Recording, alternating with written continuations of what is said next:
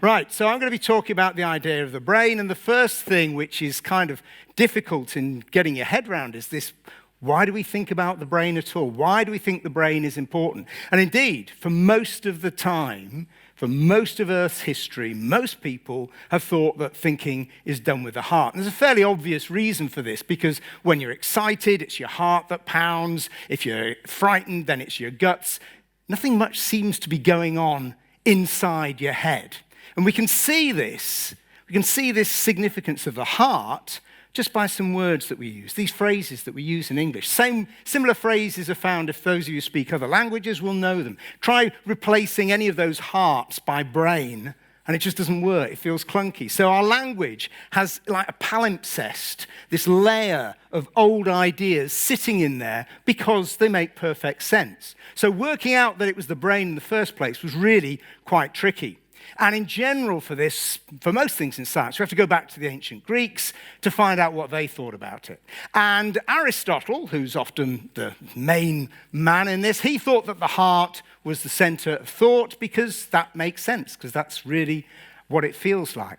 Now, some people began to disagree with him. In the 5th century BCE, there were a series of dissections that were taken out by these people, Herophilus and Aristratus, and they began to suggest that because the nervous system, all the organs, the sense organs, seemed to be at the top, that maybe it was the brain that was significant, not the heart. And Hippocrates also argued that. But the key thing is they didn't have any actual proof. They couldn't show that this idea made more sense than the fairly common sense feeling that, well, my heart's pounding when I'm excited, therefore it's my heart that's significant.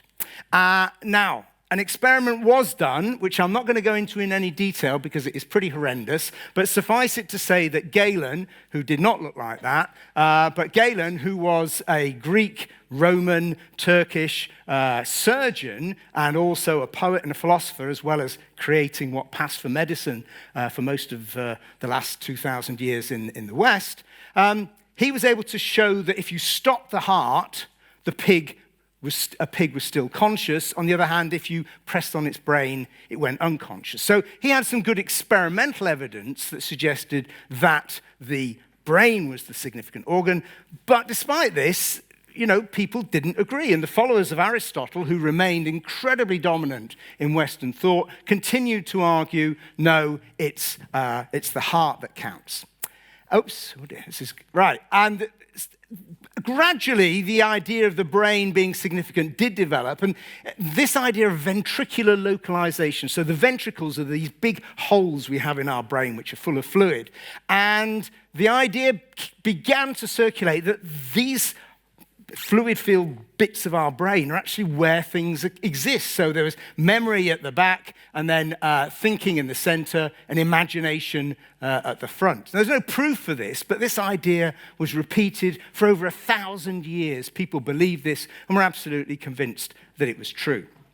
And we can see this problem that people are tussling with right up until the 17th century in Shakespeare, when in The Merchant of Venice, we have this lovely song, "Tell me where is fancy bred, or in the heart, or in the head."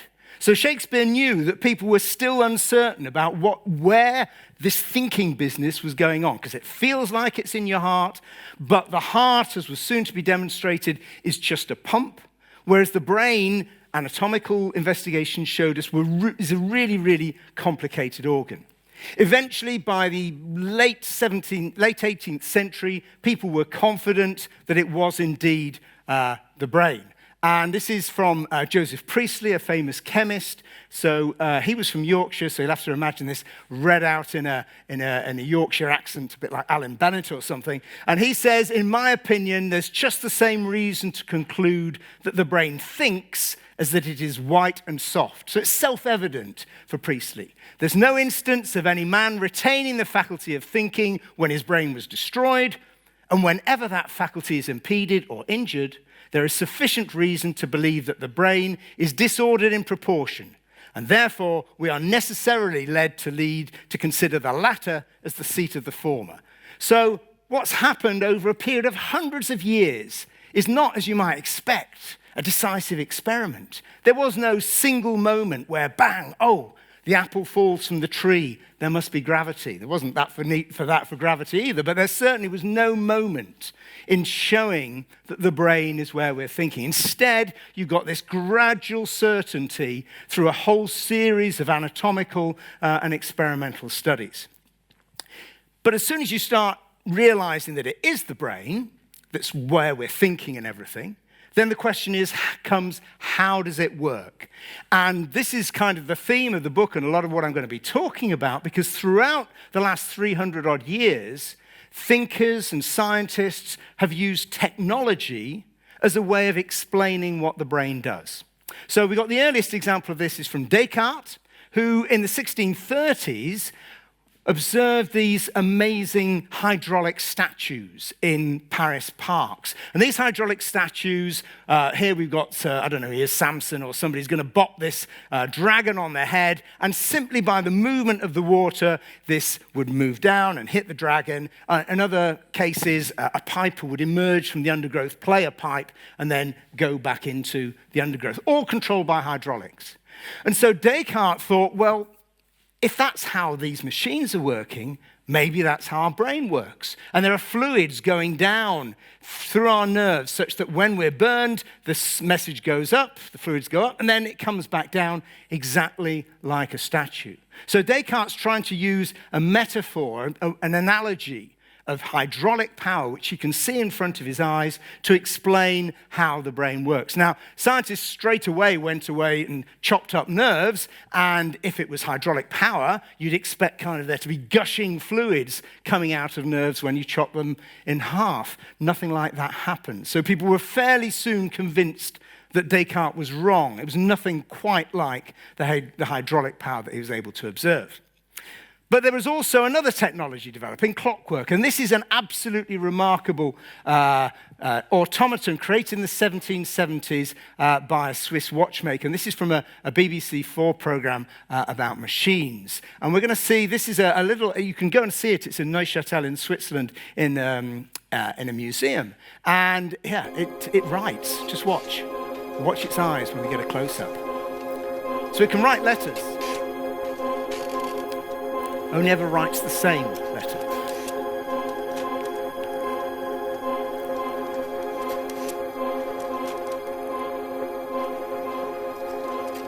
With creepy eyes. So this clearly can produce something like a facsimile of human behavior, but when you look inside the brain, there's nothing like cogs. So there was a problem with this metaphor. You had something that looked very human-like, but it was repetitive. It always did the same thing. And above all, there was no way of finding what the physical substrate, the equivalent of those cogs and wheels, might be. And the real breakthrough came actually in this room, partly in this room.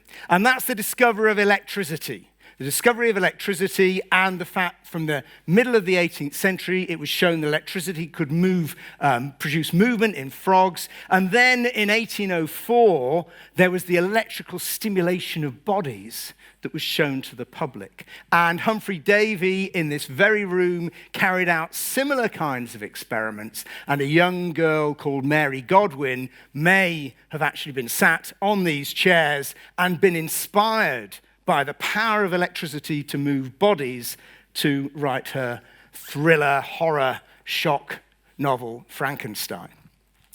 So this is to give you an idea of quite how gruesome it could be. This is Aldini's description. He didn't do this at the Royal Institution, but he did it elsewhere, all over Europe. I placed 2 cow heads in a straight line on a table in such a manner that the sections of the neck were brought into communication merely by the animal fluids. This is the blood and gunk and all the rest of it.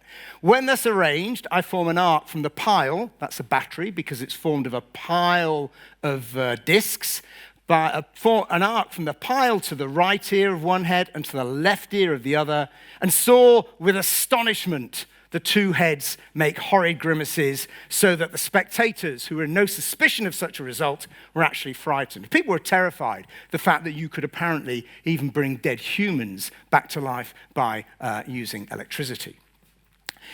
And once you got the idea of electricity, then as soon as that was put into a technological situation with the development of the telegraph system in the 1830s, then people immediately drew a parallel between the telegraph system and the nervous system of the human body, to the extent that somebody who was one of the people I'd never heard of before I started researching this book, one Alfred Smee, who was a quite remarkable inventor and all-round crank, he said we really have electrotelegraphic communication in the nervous system. That which is seen or felt or heard is telegraphed to the brain. So he's actually literally saying this is completely the same thing as what we see with the telegraph system, with a message going from one town to another. And he went even further. He actually tried to build a brain. So this is much more ambitious than Babbage's attempt to build a calculator. What Smee thinks he's going to do is actually build a brain. And this is one of the parts of it. And I've stared at this for hours. I have no idea what he's talking about. But he's convinced that this gives an analogous representation of the natural process of thought as perfectly as a human contrivance can well be expected to afford. Now, all this is made out of brass, and I think it kind of hinges and moves, and he's trying to get some idea of conditionality. He claims that it can represent a syllogism, so he's trying to think about logic. But despite his interest in electricity, this is all about mechanics. It's all brass and so on. He comes up with a nice little explanation of how he thinks things are represented in the brain, and he claims that this is a lower animal, so it could be a bird, and this is a human. So we've got muscles down here, we've got the nerves going up, and then the brain, which is basically just lots of interactions. And he claims that this showed how the idea of a nest may be implanted in the brain, the brain of a bird, of a comb in the wasp or bee, and so on. So, I mean, again, this is a nice idea, but in fact has absolutely no bearing on the reality of how brains are organized or how behavior's organized. And part of the problem with this, if you just look at this very, very interactive scheme, is that there's no suggestion, really, that there's much localization going on, that there are things happening in one place that are significant.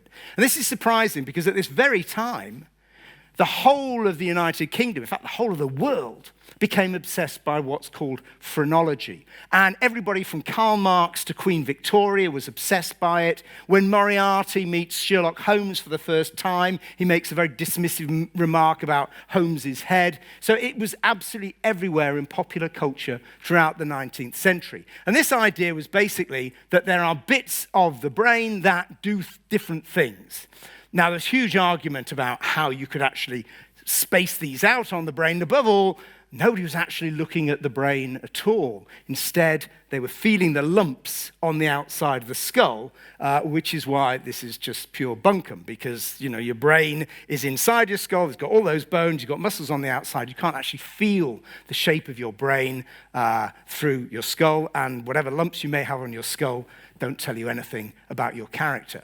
But that didn't stop many people, and novelists, and Queen Victoria and Karl Marx, from believing that this was actually true. So it became, in the end, a bit like astrology today. So it was a kind of not entirely serious folk belief, but it carried on for right into the 1930s. People were still convinced that you could tell something about people's heads, about their brains, from feeling their heads, because there was localization of function. Now, this actually took on a far more real idea with the work of this chap, David Ferrier, who, when he was only 27, he used very precise electrodes to show that different parts of the monkey brain control movement and perception. So he could gently stimulate different parts of the cortex of the monkey, and it would start to move its hand, or it would prick its ears up as though it had heard something. So he was able to do two things. Firstly, to show that there is localization of function in the brain. There are bits of our brain that appear to do things, particular things. It's not just one inchoate mass.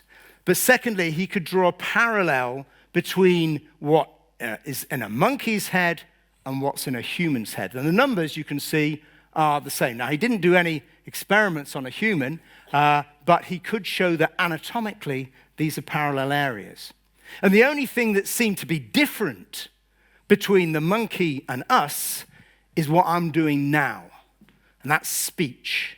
And that's this area here called Broca's area, which was discovered in 1861 through a series of dissections of patients who'd had strokes and had been unable to speak. And to Broca's great surprise, he discovered that they all had lesions in this left frontal part of their brain. And this was finally accepted that, rather disturbingly, it means our brains are asymmetrical.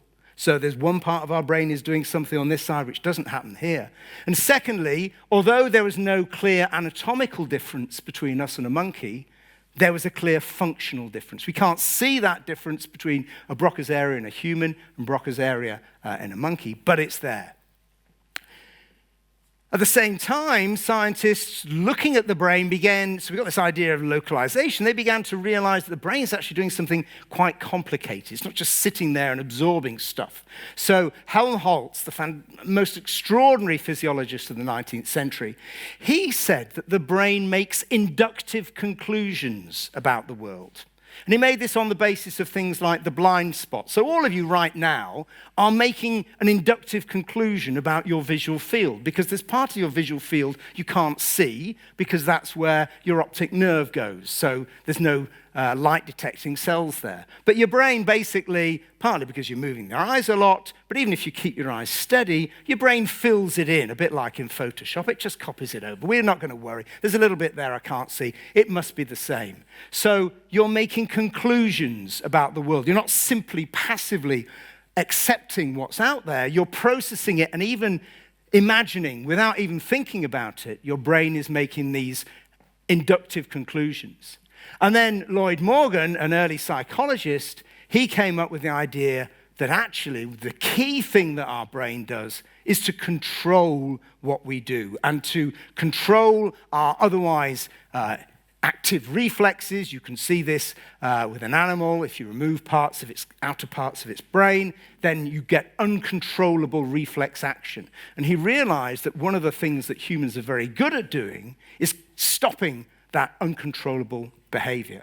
So we got quite a complicated view of the brain, and it seems to be able to choose between different outcomes and possibilities. But that's not what a telegraph system's like. We go back to the metaphor of telegraph. You send a message from London, and it goes up to Manchester. You've labeled it to Manchester. It's going to go up there. But a new technology appeared that seemed to fit the bill: the telephone exchange. So all of the young people will have no idea what a telephone exchange was and how on earth you just go in your phone. Complete mystery. But this is how it used to work. You'd phone up and you pick up the phone and a light would come on, and a woman, generally was a woman, would then listen to you, and she'd connect a cable to your light, and then she would put another cable to the number you wanted. So if it was in your local exchange, you would literally be connected. So you got this flexibility. If you wanted to talk to somebody else in a different region, then it would be long distance, and she would put it into a slot, taking your message up to another exchange in Manchester, say, and then you could explain the same thing again. So you've got an electrical system that is incredibly flexible. And scientists started to use this idea, and indeed I've still come across in prestigious articles in neuroscience, people say, well, the brain is basically like a telephone exchange. As I say, I'm not sure that anybody under the age of 40 has any idea what that means. But this is the idea. You can see it's got flexibility in there within a certain limitations. And in this very room, in 1915, the massive racist Sir Arthur Keith, he was a really massive racist. It's true, isn't it, Adam? He was a very bad man. Anyway, he gave the Royal Institution Christmas lectures, not about race, in the middle of the Second World War, and he drew this parallel here between the telephone exchange drawn here and the nervous system of a reflex arc, so just like when you bash your knee and your leg comes out, that this is very similar, he says. If you think about it a minute, well, actually, it's not at all similar, because when I have a reflex arc, it always does the same thing. That's the whole point about it. I can't control it. It just goes up in here and down there. But above all, what's actually going along the nerves? How can we understand this thing that's going? Is it like a telephone call or what? How can we best understand it? And around the same time, because one of the things I learned about studying history is there's very rarely just one person, one brilliant person. It's always the ideas are all there, bubbling around at about the same time. This chap, Meissner, made what he called it was an electric dog. Basically, it's got 3 wheels, and he shines a light at it, and then the photoelectric cell here drives the electric motor, and it will move towards the light. So you've got apparently purposive behavior in a very, very simple device. But there was even something even more amazing, which this chap here, Alfred Lotka. Lotka is well known to ecologists. Some of you may dimly remember hearing about Lotka-Volterra equations, which are about how, for example, predator and prey cycle. But Lotka did a lot of thinking about other things. And he noticed this ladybird. And I have one here, because this is the Royal Institution, and so we have demonstrations. It's not going to blow up, I'm afraid. But it really, I got this specially, because I thought I could show a video, but I'm sure I can get hold of one. So this is from 1925. Lotka saw this. Let's see whether it does. What it does. Oh. It's impressive, isn't it? It really won't fall off. Okay, we're going to leave it there. That's the problem with demonstrations. You've got to stop them. It's not going to do it. It won't go off. It's going to carry on making noises. Adam, hold this. Don't let it make a noise. There you go, my glamorous assistant. Just hold it. I'm going to show you how it works. That comes now. So, Lotka showed everybody how it works. I'm happy to demonstrate it. You can buy them. They're still made in Czechoslovakia. It's exactly the same. Basically, this is all it is. You've got wheels here, and the little antennae hold its head up such that if it goes over the edge of the table, the antennae drop down, and then, while still having the driving wheels pushing forward, this free wheel, which is not powered, and is in fact set at a slight angle, that now hits the ground, and that turns it away. So, with a very, very simple feedback loop, you've got purposive behavior. It looks like the damn thing doesn't want to fall off the edge. But of course, that's not the case. You know it's clockwork. And Lotka, this is in 1925. This is before people started to mathematize the idea of information. He said the toy is construing the information, which is just a bizarre way of thinking about it, because this is just a clockwork thing. But by taking something incredibly simple, you can see how purposive behavior can emerge. Right, what I'm going to do now is I'm going to stop. So I'm a scientist, and I know that everybody dozes off after about 25 minutes. So I do. So in all my lectures, I stop for a minute and a half. So I'm going to stop. You can check your phone, see what's happening with the virus. Are we all dead? Are there zombies outside? And then we'll come back, okay? So a minute and a half, just relax, you'll see it works. Yeah, you can let that make a noise. Put it on there.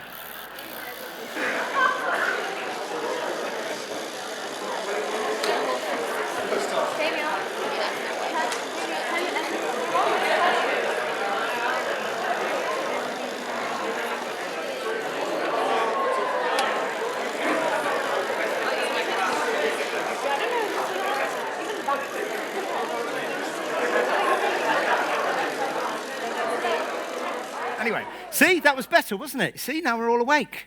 It's good. Okay, well, you can go to sleep later. Right, so here we are in the 1920s, and we've got Lotka talking about a silly little toy construing information. And at this point, scientists are starting to think in this new way about how nervous systems might work. And probably the person who did most for this is, I think, the most famous scientist that virtually none of you will have heard of, an extraordinary man called Edgar Adrian. Not only did he win the Nobel Prize, his 2 protégés won the Nobel Prize, his son became an FRS, he was vice-chancellor of the University of Cambridge, he went on to become chancellor after his retirement of the University of Leicester, an absolutely extraordinary man. And he was a neurophysiologist. He wanted to see what neurons did. And what he came up with in the 1920s was the idea that nervous systems they transmit messages, they contain information, and there's a code. And you can see the code here. This is from different frog neurons, and he's making them, he's pulling on them with a heavier and heavier weight. And you can see that this is the response of the neuron. It's called spiking. And you can see there are more and more of these with increasing weight. Now, he didn't only study these isolated neurons, he also studied himself. At the end of the 1920s, people discovered that if you put very sensitive electrodes on the brain and then used amplifiers, which had been developed in the period immediately during and after the First World War, you could record what was going on. And here, he did this with himself. So this is him, Edgar Adrian, and he's got his eyes shut, and you get what's called the alpha wave. And then he opens them, and it disappears. And then he shuts them, and it comes back. He became a dab hand at this. He did this in demonstrations at conference. He'd sit down there and close it, and be firing away. But he didn't only do it in people. He did it in a water beetle. And you get exactly the same thing.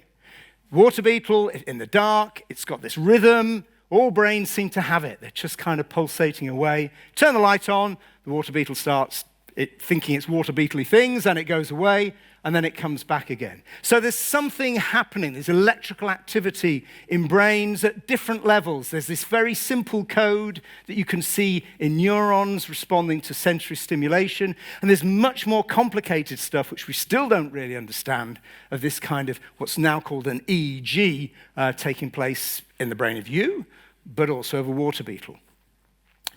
Final person I'm going to talk about in this change of ideas is another man you've probably not heard of. His name was Craik, and he died just before VE Day in Cambridge. He was knocked off his bicycle, very young man, he was in his early 30s, and he came up with the idea that one of the key things that brains do is to parallel or model external events. In other words, your brain is getting those external features, the environment, and thinking about what might happen.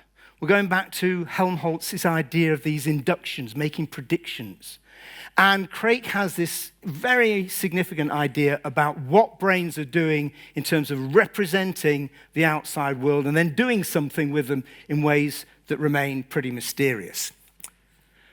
Final two weirdos I'm going to talk about are, especially this character here. This is Walter Pitts. Left school at the age of 14, but was one of the most brilliant mathematicians of his age. And this chap here, Warren McCulloch. And in the early 1940s, they're trying to think about how nervous systems work on a very, very simple, abstract way. And they came up with an idea which was completely false, or largely false, but was very, very influential. And they suggested, well, if we've got nerves wired together, we can get what's called Boolean logic. Don't worry about the Boolean business. You can think of this to understand what's going on. So here, this neuron 2 is going to fire when this neuron fires. So the signal will go from there. This one here will fire if either this one or this one is firing. So it's or, just like you've got in your computer programs. This one here will fire if it's and. They both fire.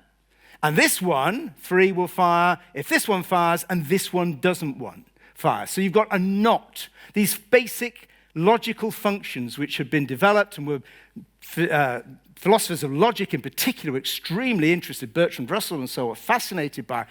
These, they said, you can see in the nervous system. This is the immanent logic, they called it, of what was going on in the nervous system. And this was to prove incredibly significant, not in terms of primarily how we understand the brain, but in something you're all completely familiar with, the computer. Because when the computer was first being developed, not by Alan Turing, but by this man, John von Neumann, the digital computer, the one you've got in your pockets, he said, brains work in this way. They use this logic system. We should use that to build our computer. So rather than the brain being a computer, when it was first developed, the computer was literally a brain. They literally thought they were going to copy the structure of a brain and put it into a machine. Now, as it turns out, nervous systems are much more complicated than that. But the significance of this idea was, well, we can see it all around us. And just to give you some idea, people try to put this into devices, and here we've got something which you can go and see in the Science Museum, actually. This is Toby. It's got various names. It's not really a tortoise. And this chap here, Gray Walter, was a psychologist from Bristol, and he built a little robot. You may see some similarities with Celino, the robot dog from 1912, but in 1950s Britain, this was pretty hot stuff. Now meet Dr. Gray Walter of Bristol.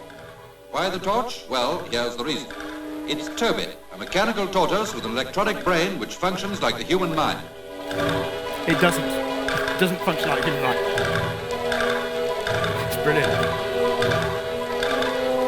Toby's head, or rather magic eye, is a photoelectric cell constantly revolving until it picks up the strongest source of light, to which it is then attracted. In this case, an ordinary electric torch guides the mechanical tortoise in any direction its inventor chooses. It can also negotiate obstacles. When it hits an object, the pressure on the shell causes a short circuit of the photoelectric cell mechanism, and the tortoise moves at random until it is free of the obstacle.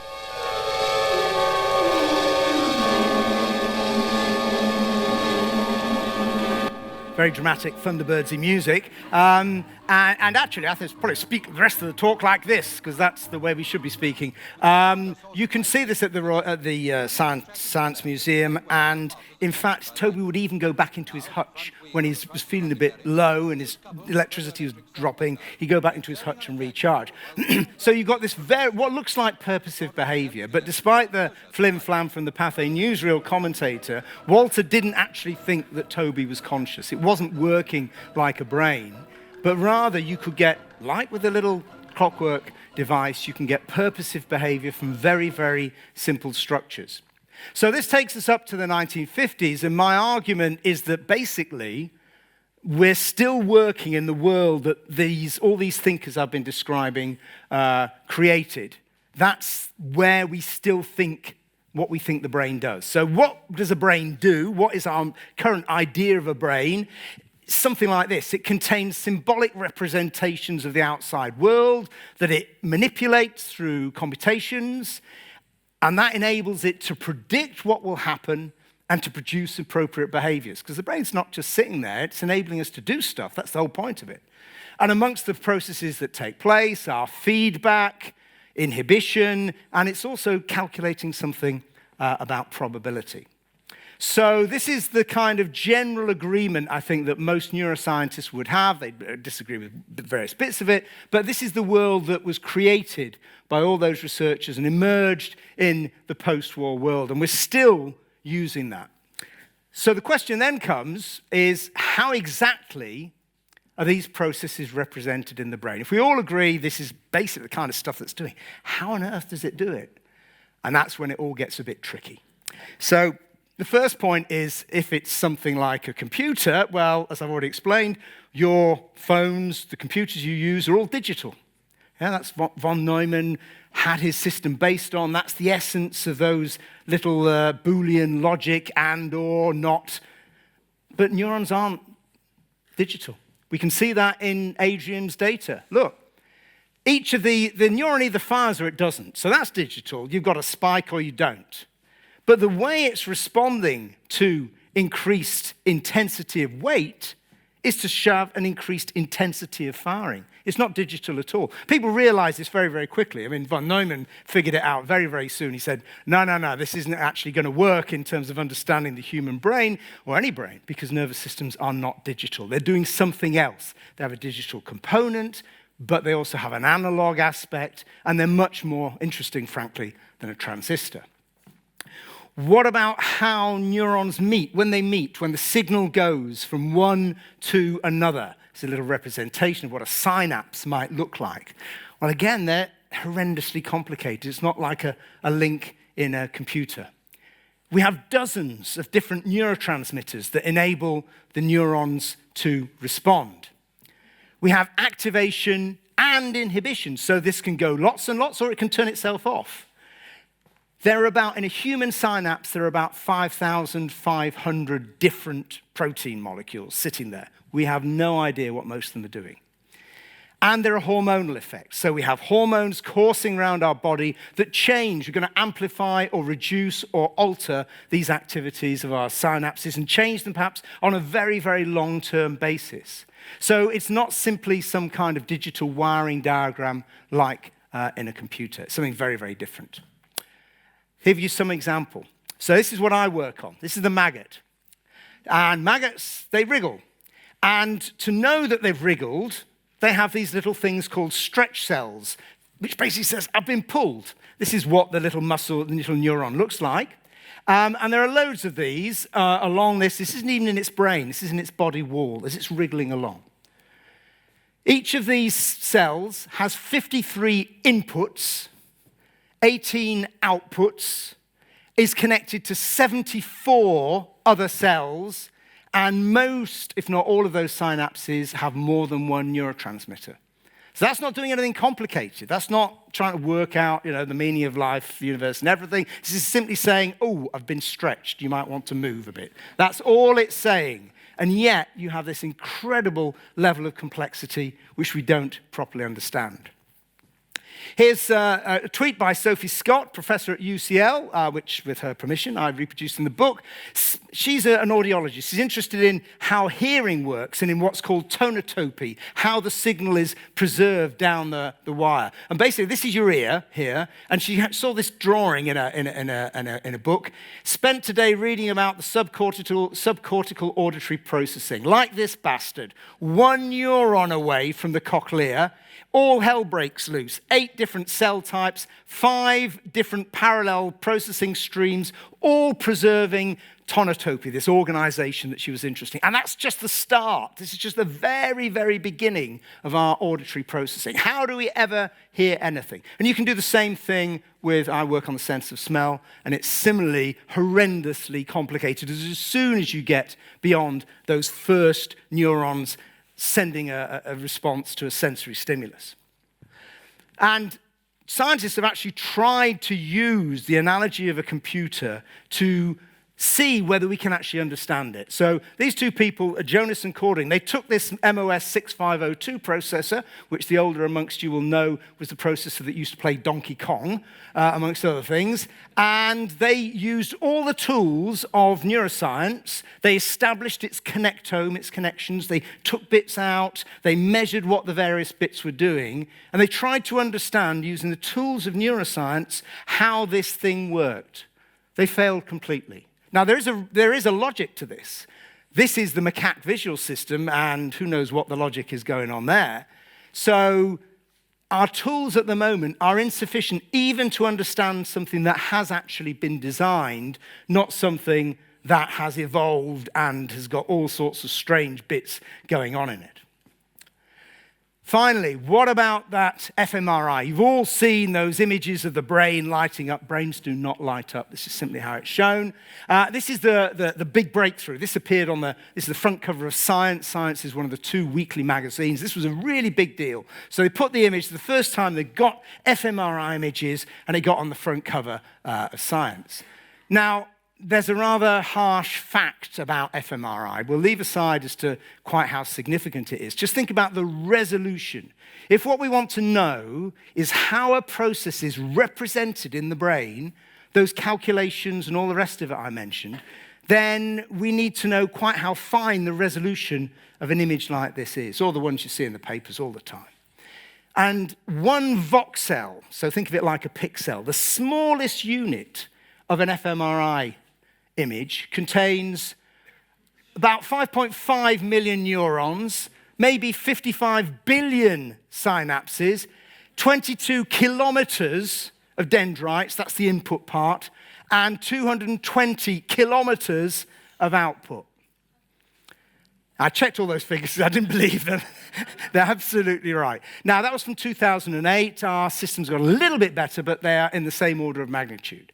So when you see one of these images, you just need to remember that in terms of actually understanding really what's going on, it is hopeless. Now, most of what we understand about the way that the brain works and what it's doing has come through the study of vision. Humans are particularly visual animals, but there's plenty of reasons for trying to understand vision, because many of the animals that we study in the laboratory have got very good visual systems. And this has produced some quite bizarre and remarkable results that challenge some of the basic ideas we have about how things work, and certainly have made me think very much and change my ideas. So one of the earliest findings was, and they won the Nobel Prize for this, was from two people called Hubel and Wiesel. And they discovered that as they put an electrode into a cat's brain, that as they showed different lines of different angles, different cells within the cat's brain would get very, very excited. So it seemed as though there are detectors for lines at different angles in the cat's brain, just in a kind of columnar organization. There are similar things in primate brains as well.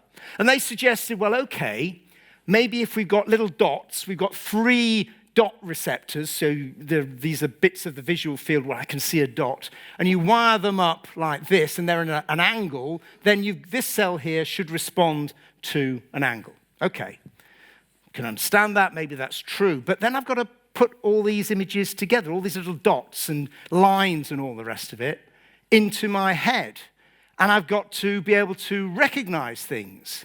And how can I do that? Is that all in one cell? And this became a kind of joke when I was a student and was used to kind of ridicule this whole idea, that you'd have to have a cell for your grandmother. You'd have to have a cell for your grandmother standing up, sitting down, playing the ukulele backwards. It would always be your grandmother. You must have a cell for everything. In my case, it would have to be seeing my grandmother when she was getting married in June 1914 with her 3 sisters. All the gentlemen survived the war, I'm glad to say. I'd have to have a cell to recognize her. And there isn't enough space in the known universe for that. So we dismissed all that as just rubbish. And then about 10 years ago, there were some researchers studying people with profound epilepsy. And these subjects, or patients, very kindly said, okay, you're going to do things to my brain. Yes, before you do the operation, you can poke around in there with electrodes and show me things.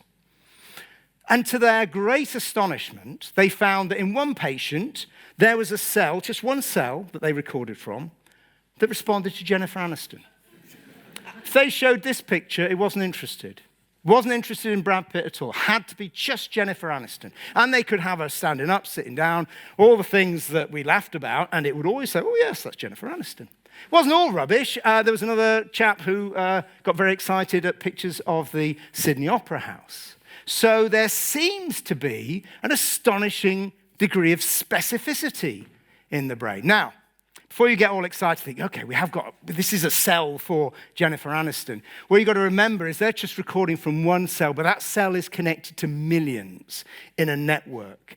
And there's going to be overlapping patterns of activity such that, yes, that might get very excited by Jennifer Aniston, but maybe a picture of her grandma the subject's grandma might excite another half of those cells, and so on. And so what you're getting, in fact, is not just one cell, but whole networks of activity producing our perception, the fact that we can recognize people. And recently, at the end of last year, some researchers did a very clever experiment. They did a similar kind of thing, but this was on a monkey. And they put the electrode into the monkey's brain, and then they gave it just a gray screen. And the computer then changed the image randomly. And if the cell that they were recording from got more excited, then it kept that and then changed something again. So effectively, they were trying to tune in to what that cell was really, really, really interested in. And it was this. So heaven knows what monkeys are seeing, but there are cells in their brains that are, it's supposed to look like this, isn't a mistake, that are composed of these strange mixtures that get really excited when they see this and much less excited if you take one of those things away. So overlapping with millions of these different cells, somehow you get perception emerging. Now, you might think, well, okay, maybe we can use computers to get at that, and people have done this. So here's an example. You may have seen this. This is Geoffrey Hinton, who now works for Google, and they gave one of their AIs 10 million pictures from YouTube to look at. And they didn't say what it had to do. They just basically gave this data to the computer that just went through it, and it was looking for patterns. And out of these 10 million pictures, which of course weren't actually pictures, they were data streams, so it was a one-dimensional data stream. It was looking at patterns of zeros and ones. It came out with this. You probably can see it. This is a cat. There's its ears, there's its ears, there's its ears, there's its face. You can just about see its eyes. And this, if you showed it a picture of a cat that it had never seen, about 20% of the time, this could recognize what was going on. It said it was a cat. Now, you might say, okay, well, this is how we're going to understand the brain. We can use these systems, these complicated AIs, to get at what's going on. Well, probably not, because this is what Hinton said. And there's the separate problem, which is we don't know entirely how these things work, right? No, we have really no idea how they work. So this is from the man, it's not me. He says we haven't the foggiest how it works. And you can see the problems with AI with this. So an AI researcher called Janelle Shane, she wrote a fantastic book. She used GPT-2. Now, you may have heard of this. This is a program which has basically devoured all the fan fiction on the internet and can then write things for you. So if you start writing and then stop a sentence, it will complete it. In the New Yorker, they wrote a whole article just giving this program prompts at the beginning of the paragraph, and then it would write a load of stuff, then you give it another prompt, and so on. And it can just churn stuff out. So she very cleverly said, okay, hey, make me some love hearts with your great knowledge. And this is what it came up with. So I tweeted swizzles of New Mills saying, you should use these, they'd be much better. So the problem is, the AI has no idea what it's doing. It's just fishing it out and spewing it out. They're good. So to give you some idea of the problem there is of trying to understand nervous systems and brains, I'm going to close very briefly with the work of Eve Marder, who's another scientist who probably most of you won't have heard of. She is absolutely brilliant. For the last 20, 30 years, she has been working in Brandeis University in Boston in America, trying to understand the lobster's stomach, right? Now, the lobster's stomach has got 30 neurons. It's a little bag behind its head, and it's got kind of teeth in there, and it grinds food up. And these neurons, these 30 neurons, it's not its brain, it's just its stomach, they produce a rhythm. They can produce 2 or 3 different pulsating rhythms. And despite all her smartness, despite all the work of her and her researchers, they cannot understand how these rhythms are produced by these 30 simple neurons. There is something about the way they're wired together that still, after all this work, escapes them. And that's the challenge we have to understand how brains work and how different they are from a computer, because even very, very simple structures, for the moment, escape us. That doesn't mean to say that we've got no hope. My view is we should be studying small brains. The final bit of the book is the future. How can we try and understand what's going on? So for my money, we can study Platinaris. This is the larva of a worm that lives in the sea. This is one model system. We are about to have the connectome of this. Drosophila and the Drosophila maggot, both of which I've worked on. Drosophila maggot brain has about 10,000 neurons. We should have a connectome of this, of a maggot, just one maggot, because maggots differ from one to the other. They've sliced up one maggot, and they will know exactly how it's wired up within the next 5 years or so. This has taken dozens of people years and years and years. The Drosophila fly has about 50,000 neurons in its brain, and the zebrafish larva, if you really think it's got to be a vertebrate, then the baby zebrafish has about 100,000. Just to give you an idea, a mouse has 70 million, and you have, who knows, 80 billion. Plus there's loads of other stuff. It's not all just neurons in there. There's all sorts of stuff in there. So for my money, I think we can, by focusing on these simple systems where we can manipulate them, we can turn cells on and off, we can activate them optogenetically by literally a flick of a switch. This is some way we've got a possibility we have of understanding brains, then modeling them in computers and seeing how particular outcomes may be affected by altering them. And if we can do that and correctly predict what will happen, something that has so far escaped Eve Marder, then we'll have really been able to say we've got the idea of the brain. So the future then, what can we draw from all this? Well, you've seen how science, culture, and technology are all intertwined. There's a mixture. Science isn't outside of culture, and it relies heavily on technology, for its metaphors, to try and understand things. Said that. And these metaphors, of course, like all models, are limited. They have got tremendous explanatory power, but they can also limit you. And when you say this to scientists, you say, well, actually, what you can imagine is actually determined partly by the technology about you. They get terribly excited. They think, well, that's fantastic. So that means that new technology is going to alter how we can imagine what the brain does. And it will change our view. And to which my response is, well, yes, that is going to happen when we have that technology. So what will that be? Well, luckily, I have a device that enables me to see into the future. So we're going to see the future. Oh, it doesn't seem to work. You'll have to make it up for yourselves. Thank you very much.